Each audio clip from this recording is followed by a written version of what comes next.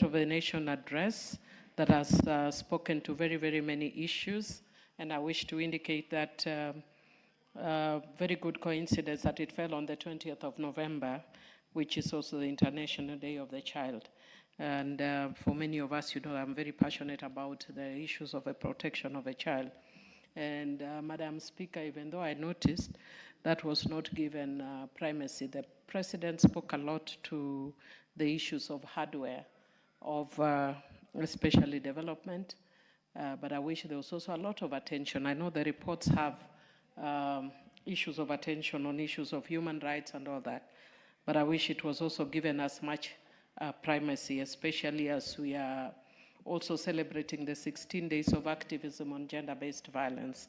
And it is very unfortunate that we are seeing a lot of violence, especially during these by-elections, and praying that we can take very firm action. In almost virtually every place where there is elections, there is violence.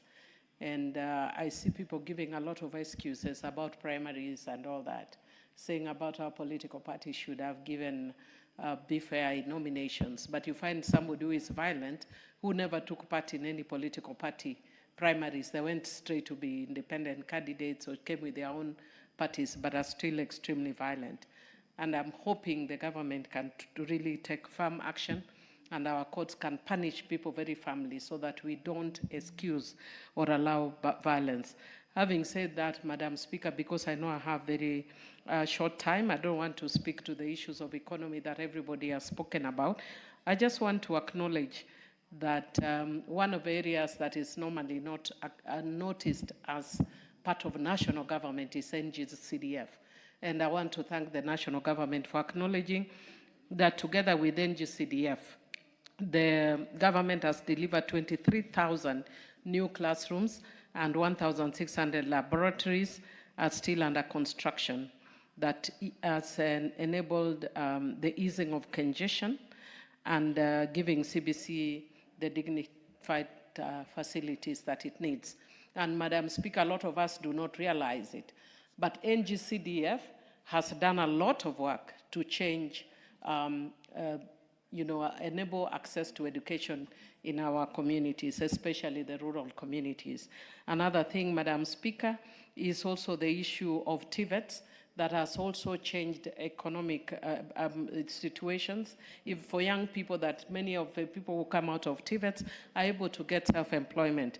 Madam Speaker, it has actually said that the enrollment has leaped from 341,000 in 2022 to 718,000 as young Kenyans embrace engineering, ICT, modern agriculture, hospitality, design, and trades that power a modern economy. I can actually attest that in my own constituency, again with NGCDF, working together with the Ministry of Education, built a TTI at Waondo, and the place has actually just transformed from a small village to now it's almost a town. But above that, you can actually see what the young people are able to do. They are the ones who are building other facilities now within the institutions. They've done the walls, they're doing the toilets, and they are able to be used already, meaning that when they live there, they'd be able to really go out into the community. Madam Speaker, I'd also want to talk to the issue of affordable housing, and I'd request, Madam Speaker, with your kind permission, if I could have just two more minutes, because I can see I have, my time is almost up. But I just wanted to speak. You can add more time for it. Thank you, Madam Speaker. I just wanted to say that affordable housing is really a very noble thing. I was very hesitant when it first started, especially for those of us who represent rural constituencies. Madam Speaker, however, I want to say that when I actually saw the affordable housing in Homa Bay town, it's one of the really, really good initiatives, and I wish that the other affordable housing models could emulate what was done in Homa Bay town, because it gives very decent housing decent and dignified housing to people. Space, and also, with a lot of, space, and even for the houses themselves, they are 1, 2 bedroom and 3 bedroom. So I think it's really a good thing.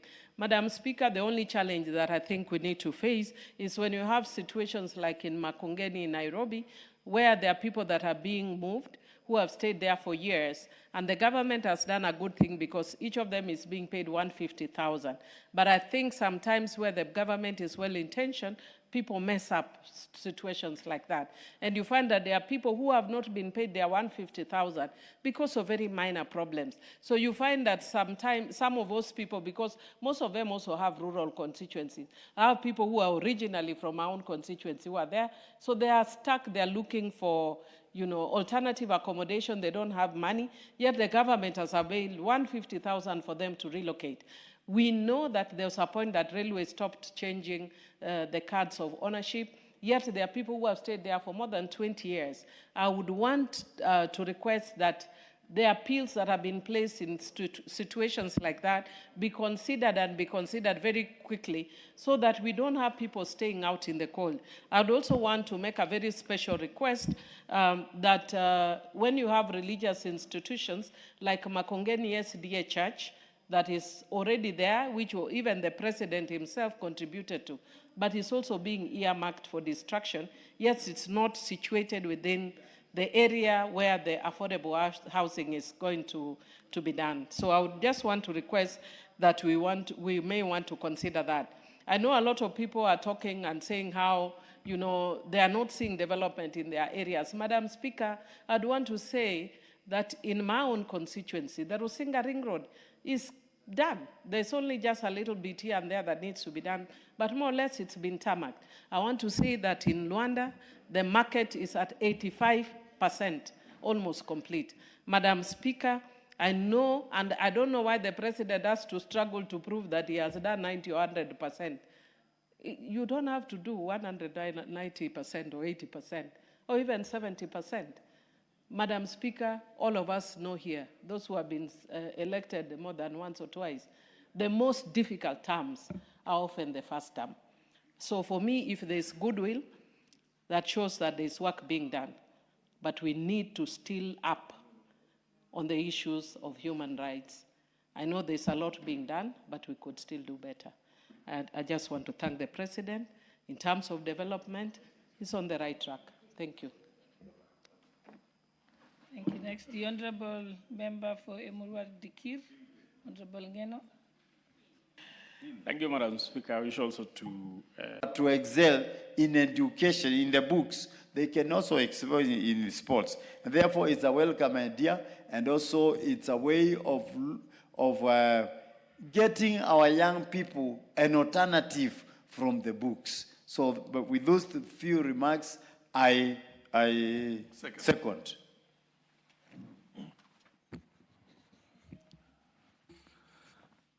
Honorable members, I now propose the question.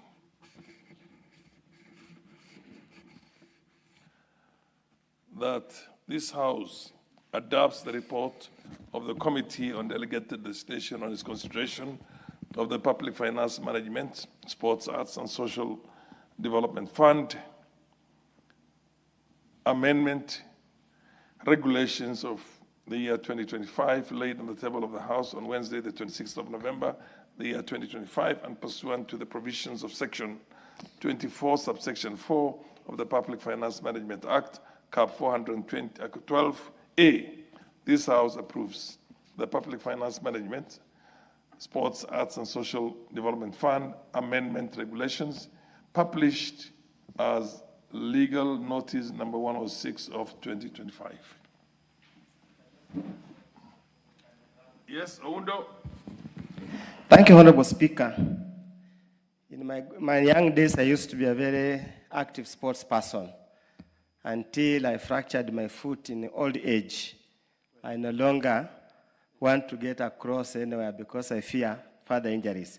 But let me also, Honorable Speaker, join the committee in supporting the recommendation to approve the Sports Public Finance Management, Sports, Arts, and Social Development Fund Amendment Regulations, published as Legal Notice number 106 of 2025.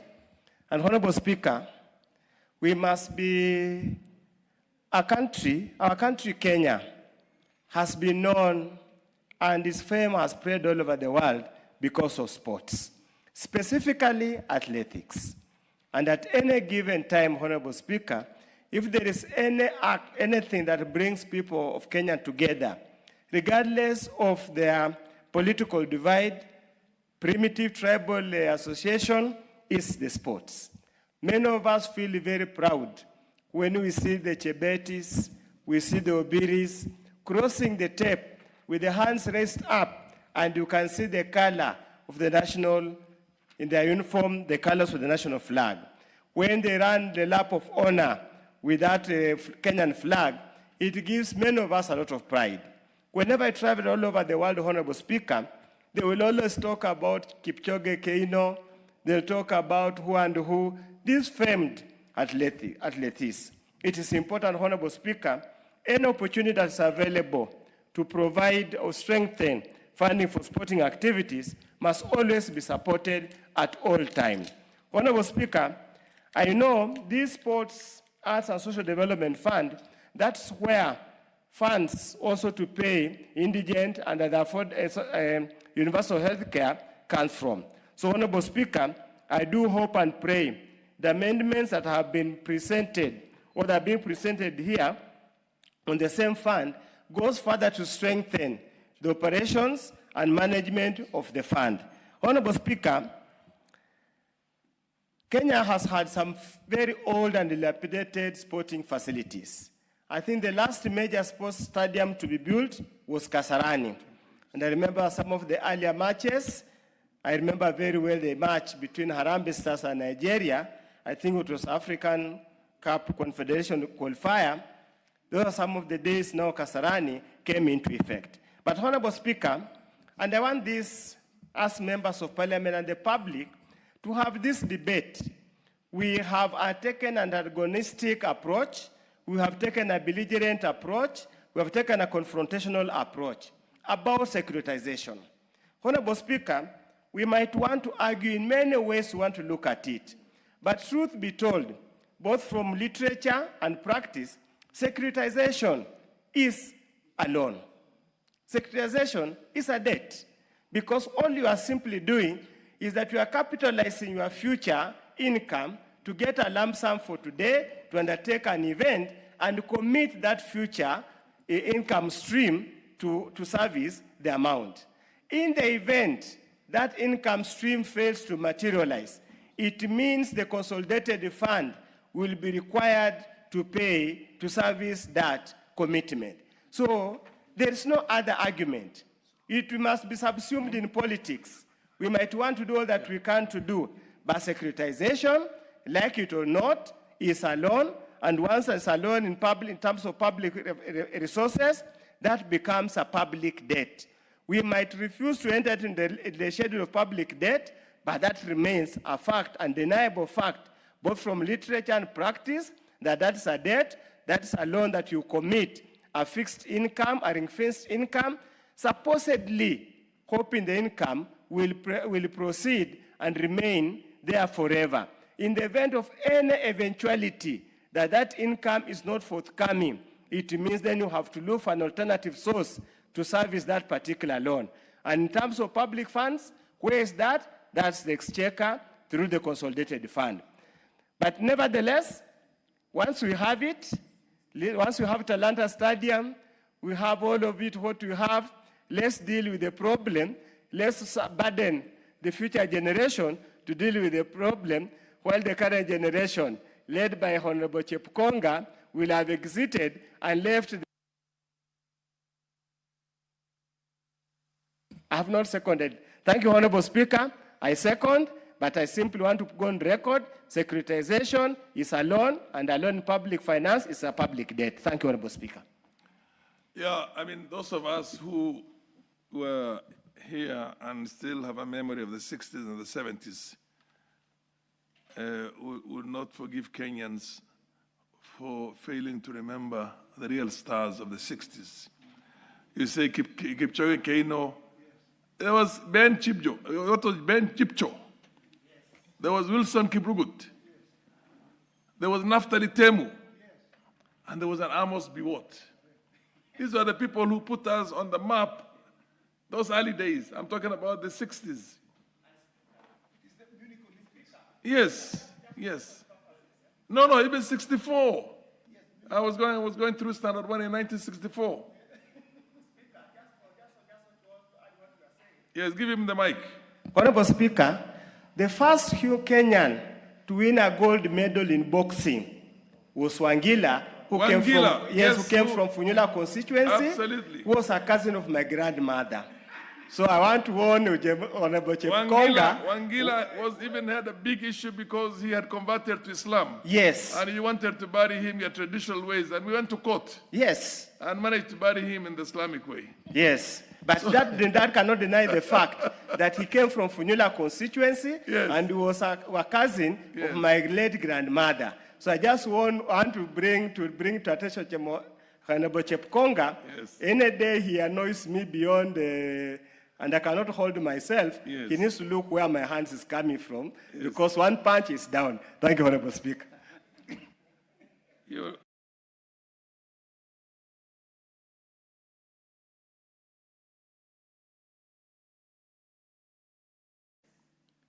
For the people who have put us on the map. Naftali Temu, if I remember, my memory serves me very well, ran barefoot and gave us a gold medal. So we need, and if you don't remember, a country that does not know its history, does not know its future. If you don't know where you came from, you'll have a problem knowing where you're going. Thank you. And now that there seems to be having the support of everybody, I think the mover should be called upon to reply. Yeah, I thank you, Mr. Speaker. Mr. Speaker, we remember as a country with nostalgia the quartet of Naftali Temu of the Olympics of Munich Olympics, where Kenya won for the first time a gold medal in 4x400. Mr. Speaker, the last person to pick the battle was almost the last person in the field. And he ran and outsprint the rest who were ahead of him. That was which year? That was 1964, Mr. Speaker. There you go. Yes, when we were in Standard 1. And where were you that time? No, I was still a toddler. Are you sure? Yes, I was. Mr. Speaker, Mr. Speaker, in fact, are you sure your mother and father had not even met? No, absolutely, Mr. Speaker. You know the age between me and you is not very far. It's just that I've remained young. Mr. Speaker, I want to thank the members who have contributed and just to thank the sports people who have done immense work